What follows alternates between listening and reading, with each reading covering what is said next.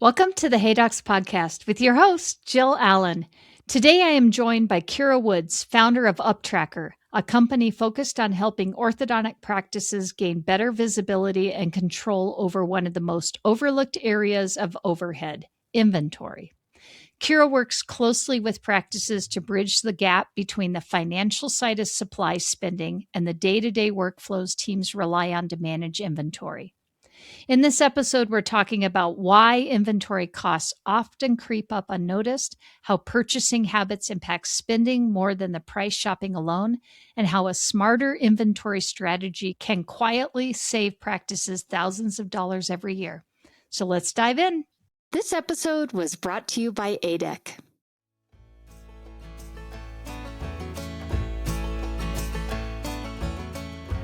Are you thinking about opening an orthodontic practice? I know, it's a big decision, but saving 25% on the ADEC equipment you need to get started, that's an easy one.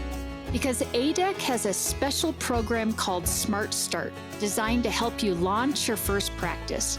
You get up to 25% off your ADEC orthodontic equipment and furniture. You also get complimentary services to help you run and grow your business. And my favorite part, access to the Smart Start pricing for 2 whole years after you open your doors. That gives you flexibility to add more chairs as your cash flow grows. It's pretty smart. As an orthodontist, you care about getting all the little details right, and ADEC really got it right with this program. So if starting off with a big savings on ADEC equipment sounds good to you, the ADEC Smart Start is definitely worth a closer look. Just follow the link in the show notes to learn more.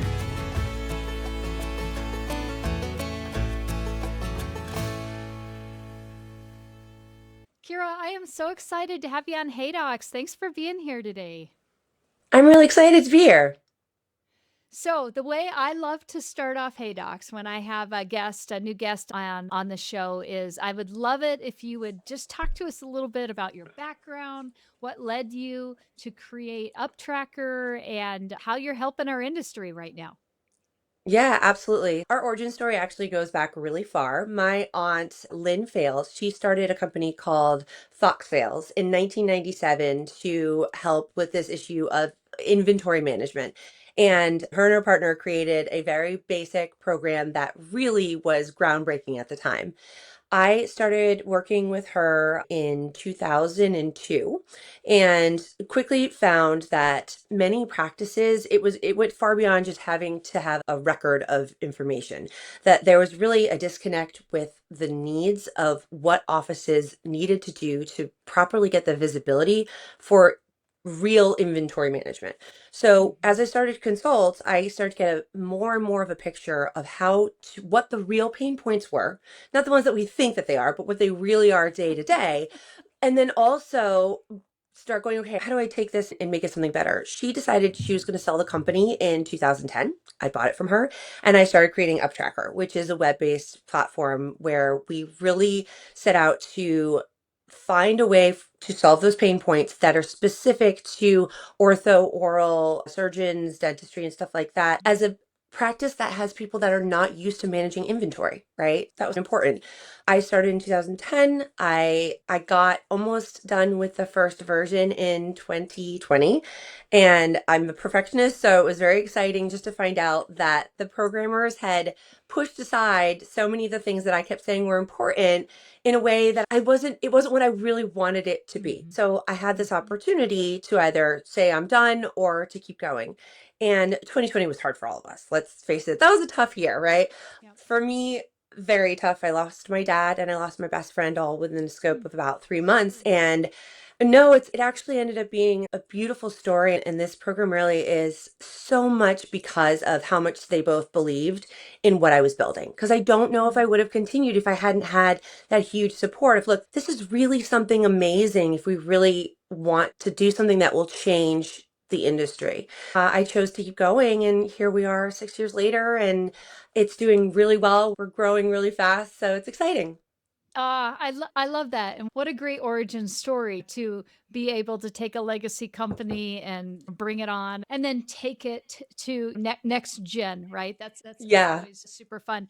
And definitely, I don't think ordering is the sexy side of our industry No. by any means, but yet it is so incredibly critical to just our profitability and not having excess expenditures. And just when we're looking at, I work a lot of times with doctors and we're reviewing P&Ls and we're talking about the levers that we can pull in a practice to just tighten where's our leaky buckets. And I think that ordering and inventory management is a huge leaky bucket for most practices. So I love that this is something that you decided to tackle. Like I said, not everybody's woohoo, I can't wait to get into inventory No. management, but yet whether it's our industry or any of the other dental specialties is something that we all really have to pay attention to and can get out of hand Yeah. so easily.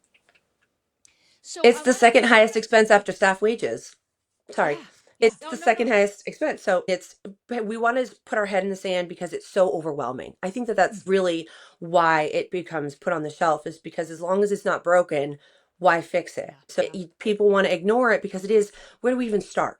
Right. So that's really the important part to start looking at.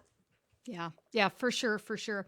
So I want to talk a little bit about just kind of what I see about the gap between macro and micro sides of inventory management and what that means and what doctors really need to be thinking about. I know we were just talking about a little bit, but from that financial perspective in how managing their teams and managing their inventory makes such a difference. It's not just I deal with this once a month or once a quarter or once a year. What we do in the work that we do day to day, are we grabbing 10 cotton rolls or are we grabbing 3 for this procedure? Or, and I know that's being very micro management there, but let's talk a little bit about that and what you think and how that really can make a big impact on the bigger picture. Yeah. So there's actually two things that you touched on here. The first macro micro that I look at is that where we find a big part of the disconnect is that doctors and office managers need an opportunity and an ability to see what's happening with inventory without diving into the day-to-day details. And Mm. it's really hard to do that unless you have some sort of a system that's consistent tracking with reliable data.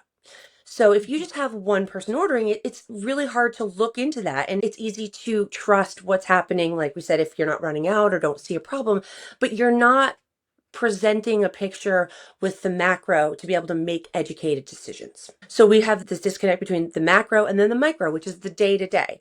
This is what we have. This is what we need. Making sure we understand how we're managing that on a day to day basis. What do I order? Where do I order it from? How much do I order? So all those little details that go into it that just can be overwhelming for anybody to step into and try to manage, not even considering the whole side of budgeting and making sure that we're paying what we're supposed to pay and all of that stuff. So that's really where I find that big chunk of lost opportunity of Yeah. really focusing, what should the doctor be looking at monthly? What reports do they want to ask for? What should the staff be focusing on? What's our strategy? Most offices don't even have a strategy of, are we a just in time office? Do we prefer to have a back stock versus a floor stock and stuff like that? So that's Yeah. really the biggest difference.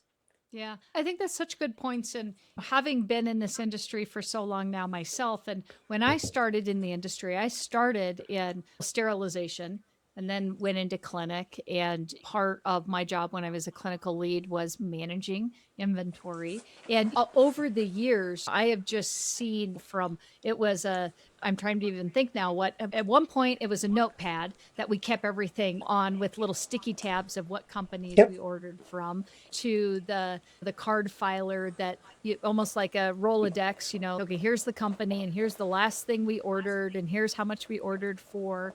To then there was this system where there would be tags. So we'd have this for a Mhm. while in the industry. It was silly to order less than every 6 months. So we would have this back stock of, all this stuff, and things would be going expired, but nobody thought about that. And we'd have this tag system.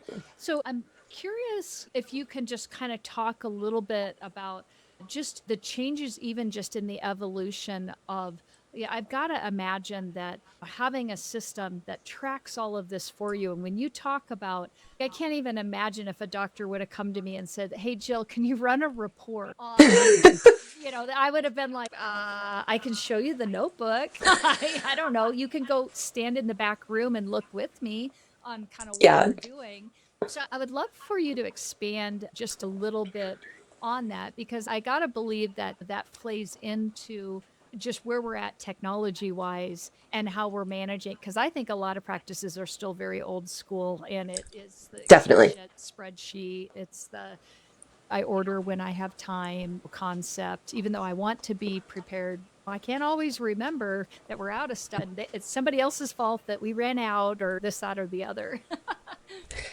Yeah, that really hits home. When we're talking to doctors, 7 out of 10 doctors, if I were to ask them, how do you manage inventory in your office? 7 out of 10 are going to tell me we have this phenomenal staff member, let's call her Jane, that handles everything and she's amazing. And she is. She is a superhero. She's a star, or he, because oftentimes this staff member also is in the practice chairside or has multiple roles. So they're holding so much information in their head. And even if you're using something like the tag system or the sticky notes or an Excel spreadsheet or anything like that, you're still relying so much and putting so much pressure. It's hidden pressure too on this one person, right? So even if this person loves their job, has no complaints, you think they're going to stay there forever, they may not realize the mental load and stress that they are carrying every single day because something were to happen to them, the pyramid falls, right? The house crumbles around you because staff doesn't know, again, how much to order, where to order it from, how much are we supposed to pay, when's the last time we ordered, where does this live? So there's so much there, right? The evolution, I love that you talked about the sticky notes because the evolution is really funny. We in the program have a thing that is called sticky notes I because love it. we recognize that there's still these times, these notes, like a chat that needs to be done where I'm chairside and I just realized we're out of whatever and I can't go out of my way or leave the patient or whatever. So I just need to send this note.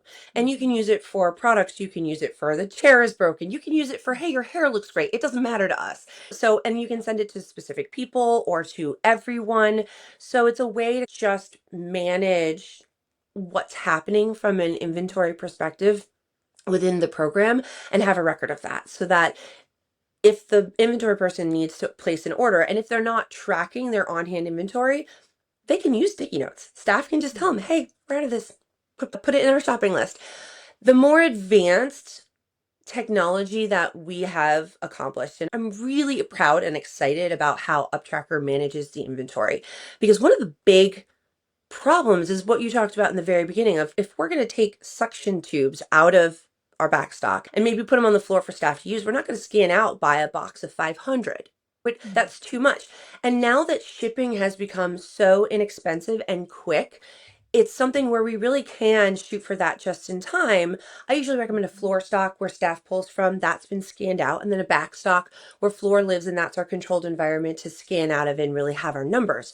So by allowing staff to be able to scan out and create their own amounts instead of the package amount, that is the key, right? So if you are trying to subtract, yeah, if you can't subtract by a case of gloves, and that's how we order it, and that's how it's put into a system with pricing, you need to be able to break that down either by unit or by a particular specific, hey, we take 100 suction tubes at a time, right? So that is one of the biggest pain points from this physical inventory management, that the reason why I rewrote it, because I really felt strongly that where numbers go wrong on programs like this is that staff are not able to subtract or manage the inventory in-house the way that they actually use it.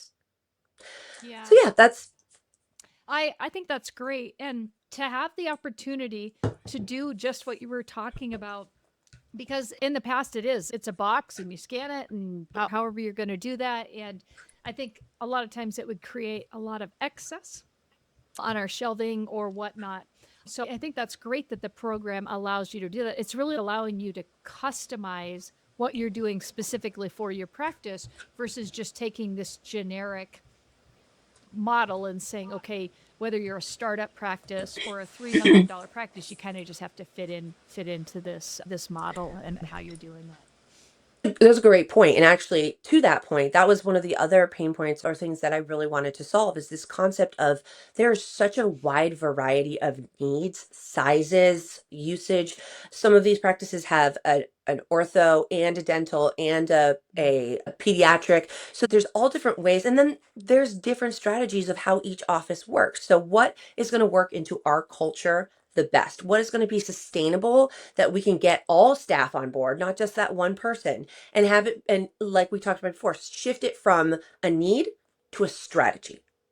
So that's really where we wanted to focus moving the mindset to. And that's why we created UpTracker to be 100% customizable from products. So any product from any vendor, I always say if you can hold it in your hand, it's inventory. And then also being able to say, okay, is this a satellite office? Do we carry stock in this satellite office?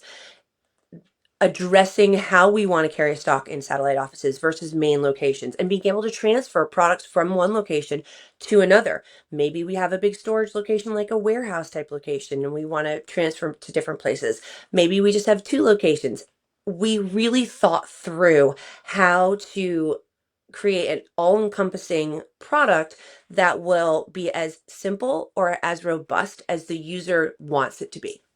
Yeah, I love that. So you brought up a point about usually our inventory control manager is generally a person in our practice that is holding, another role or multiple roles depending upon the size of the practice. And I can think back in the day when we used to say, oh, we got to really watch what somebody is doing from a time standpoint because you could have somebody that could take 8 hours to go shop 40 different vendors to save 40 cents. And you're Yeah. like, from a time standpoint, how does that work?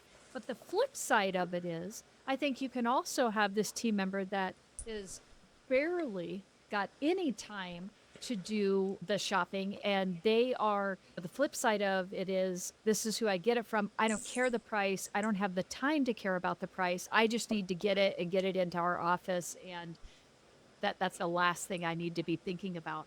And so I'm wondering if you can talk to us a little bit as you've been doing this and can see practices numbers and what they're doing, and just talk to us about how these purchasing, we'll say habits, whether it's the I'm going to surf all day. I've got Thursday and all Thursday is my ordering day, or I've got time to get in, kill, and get out type of an approach. How that can really affect our supply spending and just where we can run into issues, good or bad, with either one of those scenarios.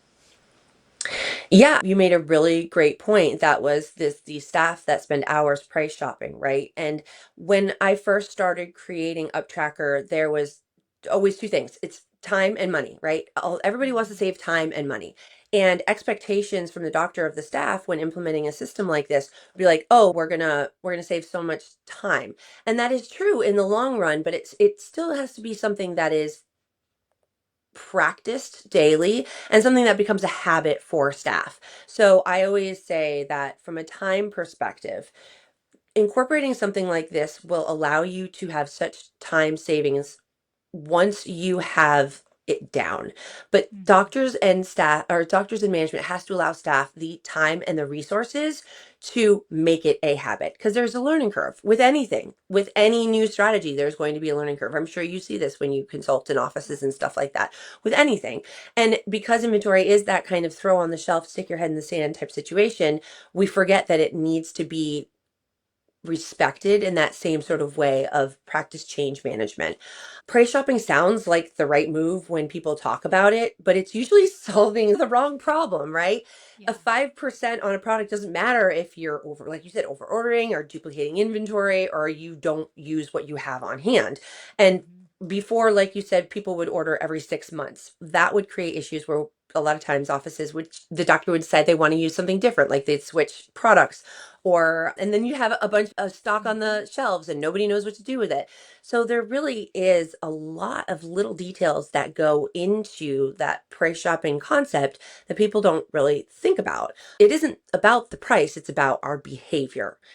So having that strategy, it may be that we want to order from 5 vendors and 5 vendors only because we don't want to have any more than 5 different invoices coming in to verify. It could be that we have negotiated pricing with particular vendors, and there's one thing or several things that come in at a lower price than 20 other things. And those 7 things end up offsetting the cost by a ton. So you don't fix a $30,000 problem with a discount. You fix it with visibility.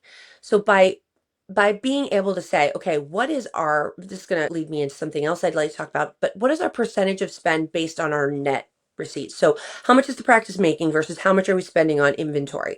And if we look at those numbers instead monthly as a budget perspective, being able to cut costs in a way that we know what we want to price shop is so much more effective than just the dollars and cents here and there. You have to be able to look at all of it and not just be like, oh, I saved $10 a case on gloves by switching 12 times, because the cost of switching will probably far exceed, and the time and moving things around and the shift and stuff like that will probably far exceed any savings that you could have had. So again, it's all about strategy and visibility. Yeah, I love what you just said there. And I think that is such a key point. And this is where, when we get into the business side of our business, where we are looking at that P&L and we are looking at the levers that we can pull. And I think a lot of us, we would say, okay, we're going to look at our P&L once a quarter. But I think when you think about it from an inventory standpoint, and we are saying, okay, is my team, again, just, we're trying to save money, but we're not moving the needle on that percentage of spend.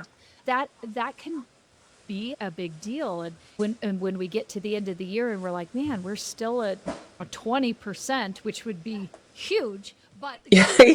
we're still there, but we saved all this money. Well, Mhm. really, we did it. It looked like, oh, I saved $10 on this and I did a, but in the long run, if we aren't controlling that expense to income category and where we're at, it really can make that difference between, are we running our practice wherever we want our overhead at that 65% overhead overall, or are we at that 75% or wherever it could go?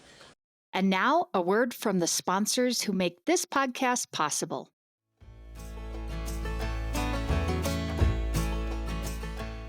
Hey docs, if your new patient follow-up depends on someone remembering, it's leaking revenue. Greyfinch automates new patient follow-up, texts and emails go out automatically, and your treatment coordinator just checks their tasks list to see what needs a quick call or a more personalized message. That is one of the many reasons I recommend everyone take a look at Greyfinch.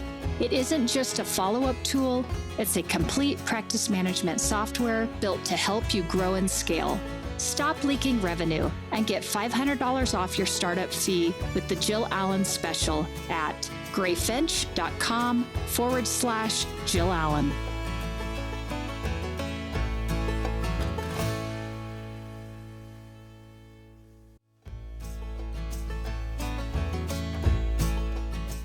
Hey docs, let's talk about Smile Suite, because it's not just another scheduling system.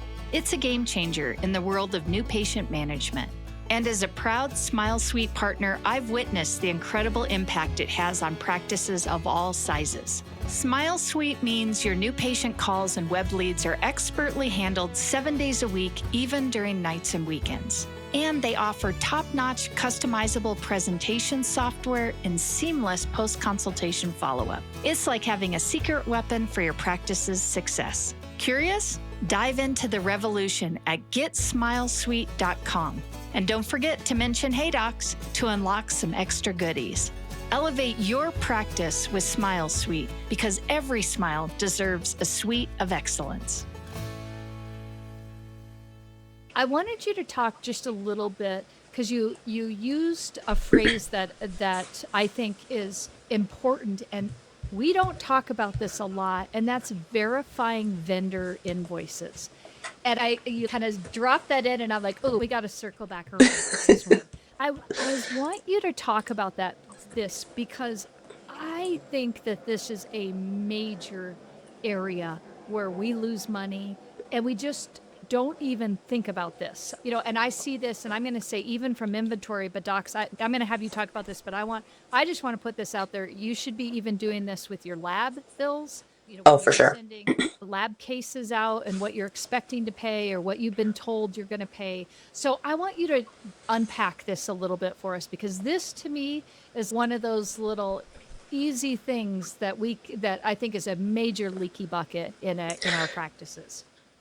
So true. It really is. So most offices that I go consult for, they see a return on investment from my consulting time there with them from this invoice verification within a couple of months. Sometimes I find it even when I'm there. So it's a situation where it's one of the easiest wins. Almost no one is doing it consistently. Very rare for me to find it. Because what happens is, even if we have negotiated prices, even if we're expecting certain thing, there's a disconnect between the person who's ordering, what we actually received, and then the invoice that comes in. That's oftentimes, mind you, we'll get an invoice from a vendor that will have line items, products from multiple purchase orders from different times, with some back ordered and some not, and some pricing updated and some not. And it is just mind blowing how difficult it is to track and catch these problems unless you have an easy way to do it. When I created the invoice section, in my mind, I had those matching games that you can play on your phone. That's what I had in mind when I designed it. So that you can, okay, I've got this product, and this is on my invoice, and this is on my invoice. And you go down the line and you just check the checkbox to say, yep, this matches. And it will show you if you're off by a certain amount, so you can see the difference. And then you go, okay, is this a price difference? Did the price go up and the vendor didn't tell us? It's usually not something where the vendor is trying to mess up prices. It's usually just a clerical error that doesn't come through for whatever reason. And the other part, that reason why it gets missed, is because it does take time, right? So the goal is to limit the time that it takes by taking all those variables that I just talked about out of it, trying to find the invoices and how does this match our purchase order, and really removing that to make it more streamlined. But also, with UpTracker, we made it so that staff can search by a nickname. You can also have a technical name. You can have a UPC code. You can have a catalog number, and you can have a secondary number. So it doesn't have to be the inventory person that is reconciling invoices to our purchase orders, because they'll see what was received, they'll see what is back ordered, and they can search and look at the products and still know what it is, even if they have no product knowledge whatsoever. Because what's on the invoice, the name of things on the invoice, my favorite is 2x2 cotton gauze. It's 2x2 poly ply, blah, blah, blah, blah, blah, that you would never call it, never. And staff would put it into the system that way. I'm like, that's the technical name, which we need to have, because if we need to search it, we want it to match the invoice and make it easy. But what do you call it? 2x2 gauze, right? So yeah, that is for sure something that is so important. And then also, if we are paying shipping fees or miscellaneous fees, it's uncommon nowadays, but it's still really important to know what that true cost is beyond just the price.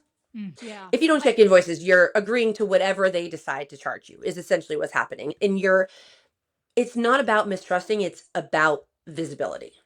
Yeah, I think you're so right on in this. And again, this is such an area that just gets overlooked. Again, it's not the fun side of our business. We don't think a lot about it. We don't want to spend a lot of time on it. And I think your point to the fact that who's ordering is usually not the same person. If the invoices are even being checked, they may be going, okay, do I have what it says here in the box? Yes, I did. They sent everything. But are they actually checking the cost of that? It's usually two different people. I would challenge probably anybody that's listening that unless I've worked with you, they are probably not doing that or don't have a real great system. Maybe it happens when you're really slow, but otherwise it's just not happening. So to have an automated system to help you with that, this is like one of those easy leaky bucket things that if we can put eyes on it and thought to it and start doing it, it could move the needle 3%, Thousands. 5%, Yep. 10%. It depends on how over you are on your expenses to what that saves you. And to your point, moving that needle in percentage then makes it up in dollars. And that's what we're ultimately looking for is that dollar component. How do we get our overhead down so that in return, we've got more coming in that the doctor has in their own pocket. So let's talk a little bit about the concept of real-time budgeting, because I think this kind of just ties directly into this and thinking about supply spending to patient volume, net income, like how do we think about, because these are all big concepts. And to be really honest, I don't think most people go net income correlates to inventory or budgeting correlates to patient volume. But it does. And again, this is like that backside of the business that we have to think about as business owners. So I want you to dive into that and how you guys are helping solve that problem for practices. Yeah, so we most of the time saw practices take a look at what their percentage of net income was yearly, maybe with their accountant. A lean office is running somewhere between 6 and 8%, depending on whether or not you do lab in-house. And that's just for clinical stuff. That's not including your marketing or your office supplies. Most offices, when I go in and look at them, they're probably closer to 15 to 17%. So we're talking about hundreds of thousands of dollars that we don't realize we're not managing. Because if we set a static budget, a simple number budget based on what our percentages was last year and what our projected income is this year, even if we're looking at the percentage and we give our staff a number budget, that doesn't help us make adjustments in real time. That just sets us up at the end of the year to go, shoot, we missed it again, because we're not correlating it to the right numbers. It's outdated immediately. So practices grow and they shrink, and spending doesn't adjust accordingly unless we make it adjust. And there's going to be some months that the percentage is completely off because we did a big buy or because our income this month is less and there's a time lag or whatever. But by looking at it not just by department, but also if we're looking at a department and the number is off from where our goal is, we need to go in and look at the categories. And that's how we actually price shop. Because once we look at the categories, we start going, okay, these are the categories of which we're really not aligning correctly. So let's go ahead and let's look at the products that are in those categories and where we can make the adjustments. But then also, like you said, looking at what are we charging patients? This is really key for those satellite offices. I cannot stress it enough. It doesn't make sense, the charges that we're charging, the expenses that we have in these satellite offices for the inventory that we're running through them. Are we running through more inventory through them or less? How does that correlate? What's the percentage per location, per department, and then per category? The question isn't did we stay under budget? It's was it the right amount to spend right now to stay on our goals and reduce it. So if our goal is to go from a 15%, I say the doctors, even if you shoot for 2% a year, 1% a year, that is a huge amount of money for you guys. And honestly, I think incentivizing staff, not just the inventory person, but all of staff to be on board with this plan and make it like a goal thing every single month is incredibly effective. Offer them a spa day, offer them gift cards, offer them money, time, whatever incentivizes your staff the most. Figure out what the percentage means to you of how much the practice will save, dollars and cents, and then go, okay, how do I get my staff the most invested to make sure that it's not a, oh, Jane takes care of it type thing. I'm going to go and get the etch that I knew that I opened 3 days ago that I can't find. We're going to find it because we want to hit our goals, right? So like the budgeting, if we make it a group experience, if we make it a part of our culture where it's exciting and it brings some of that vigor back to the concept so that you're seeing that direct money hit the bank account every single month. Yeah, yeah. I think this is great. So I'm wondering if you can, and that was such a great explanation of this, but I'm wondering if you can even give us an example. Can you give us some examples of where When you talk about going into those categories and going, okay, maybe this budget didn't work well. I'd love to hear your thoughts on some of the more common areas that we will see this in. So bonding is a big one. It's a Mhm. sneaky big one where, and it's like I just said with the etch or the bonding materials, where something will get opened and we didn't put it back in the drawer, so we can't find it, or every single drawer has, and it's expensive. Like L-pops are expensive. And if staff are not incentivized to continue to use them, that can be an area that creeps up really fast, really quietly. So I actually separated bonding out from as its own category because we were finding that was a big spend. Of course, brackets is also a big one because staff will not use a particular bracket. They'll throw it in a drawer. Almost always when I go into these offices, when I go in and consult, I open every single cabinet in the entire practice. So floor, backstock, all of it. We look at everything and I will always find that drawer, that one drawer that has all these brackets in it that are meant to be sterilized or reused. But even if they get sterilized and put to a place, we still need a system and a process of when and how we go to use that product. And that's true for anything. The doctor may say, oh, don't get rid of that. I want to use it. But staff don't know how and when to say, should we use this? And the doctor forgets that it's there. By having that there through the categories, you can really see it. With negotiating with vendors, there are certain products that they can give you a much more competitive price depending on what your average purchasing power is going to be. And by looking at, okay, so if we were to look at these 100 products from this one vendor, what things are coming in higher than prices that we've seen elsewhere and what things are coming in lower and what are those percentages? Disposables also, of course, gloves over COVID was a great example of this where that disposable category just skyrocketed and we don't, even though we know we're spending more, you don't realize what that percentage is until you look at it and you're like, holy cow, this is not even close to where we need to be. Some, like I said, some months are going to be lower. They'll be 5-6%. And then some months might go up to the 10, but by looking at those averages and just kind of saying, okay, I'm aware that this is happening and I'm choosing to make these decisions about these categories with the brackets too. So an interesting thing that we can catch by looking at that budget, we talked about invoice reconciliation. One of my favorite examples of an invoice that I found that was thousands of dollars was, it was back, Damon brackets were super popular and they were being charged 4 cents more per bracket than what they were supposed to be charging. And we went back 2 years and we found almost $100,000 by matching one invoice. And the way that I found it was because I was looking at a percentage and I looked at the brackets and then I said, this doesn't seem right. Let me see your invoices. And I started going through and reconciling their invoices. I actually entered the data for them, started entering it into the software to kind of go, okay, I need to back enter this because I need to see it. And I'm not going to be able to see it the way I want to see it unless I'm actually doing it through the invoices. So I went and I created the orders off of their invoices. And every time I create one of those orders, I'm like, oh my God, oh my God, oh my God. And that is just one of those things that percentage is going to really let us see it so fast and so easily.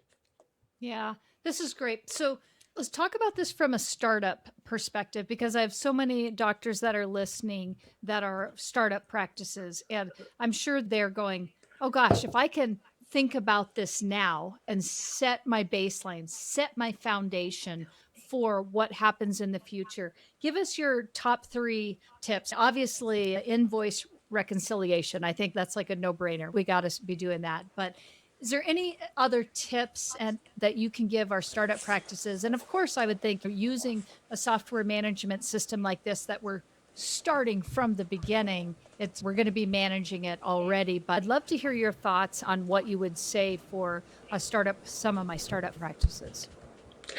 Yeah, so I've walked into offices with $50,000 to $70,000 sitting on the shelf, and they still feel like they're running out because we haven't put into place a strategy. And I love working with startups because it's an opportunity to say, this is how we want to strategize, not just manage, but strategize our inventory to make it work for us.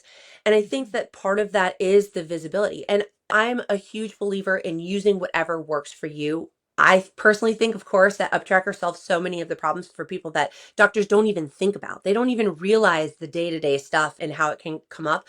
But I I think it's important to, like I said before, create the time, right? So create the environment that allows for success. I cannot stress that enough. The expectation for what people should be able to accomplish with inventory management, because it is something that they bury their head in the sand about, is that we should be able to do this overnight, or that this somebody else do it. We're gonna outsource it.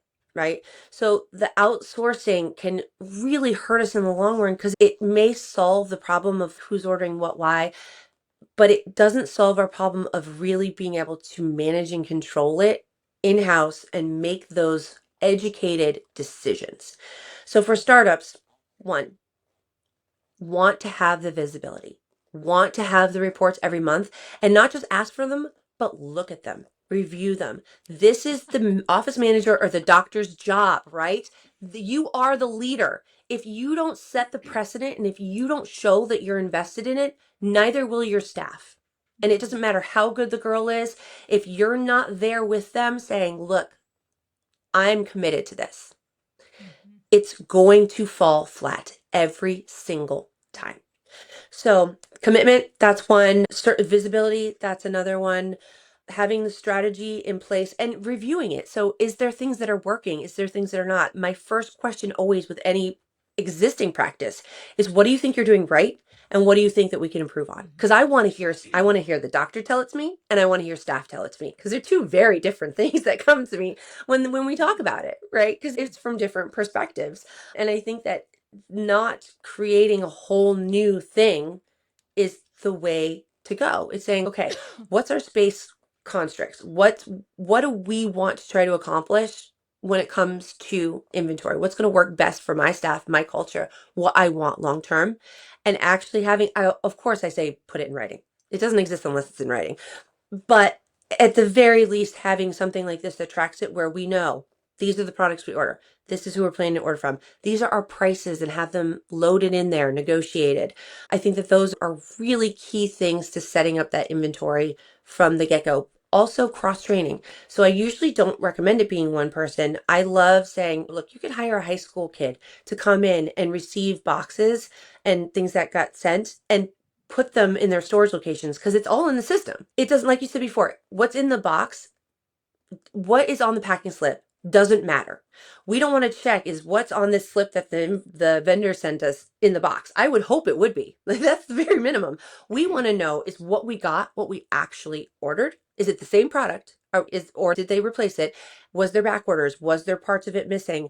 So I think that by allowing this strategy where multiple people can do it with the cross training, you have somebody else who can do invoices. You have basic level entry saving you money, restocking the shelves. You have somebody that really wants to manage the inventory, running the front line. And then you have all of staff that are invested in the process of this to make it a goal, make it a game. Yeah. It's great because the concept of moving away from one person in the office doing all the heavy lifting, everything is on their shoulders, to now we're going to either cross train, or we're going to have multiple people that can work this system in order to take care of this leaky bucket. Because I will challenge every office, they're going to have a leaky bucket in this area. And it's just not an area that we put a lot of thought or emphasis into. Yes, to your point earlier, yes, we think about, oh, we should save a little money, so therefore we should just go price shop, versus are we really thinking about the bigger concept? So this is, yeah, I think is such a smart way to think about putting a more sustainable system in place, versus this, I'm relying on one person until they're no longer here, and then we're scrambling to get the next person. And you and I have been in this. We know that happens in offices all the time. As you said, it's in one person's head. They leave, they're out sick, they're whatever, and things are going crazy. Or I see this too, where there's too many hands in the ordering bucket. And we know that one person knows that something was back ordered. The other person jumps in and is, oh my gosh, we're out of something. They're ordering it again. And now we've got duplicates or triplicates coming in, because the right hand isn't connecting with the left hand and nobody's talking. And the doctor's going, our expenses were up. I don't know why. Yep. Can you tell me what's going on? I'm like, I don't know, because I'm not looking at all of this information. I can tell you where it's up. We're going to have to really dig in. So to think that we've got a program that can get so micro into the details there of where we're at, what we're doing, and really give us that look in an area that we just don't spend a lot of time in. I think it's pretty great. You've done a great job with this. That's awesome.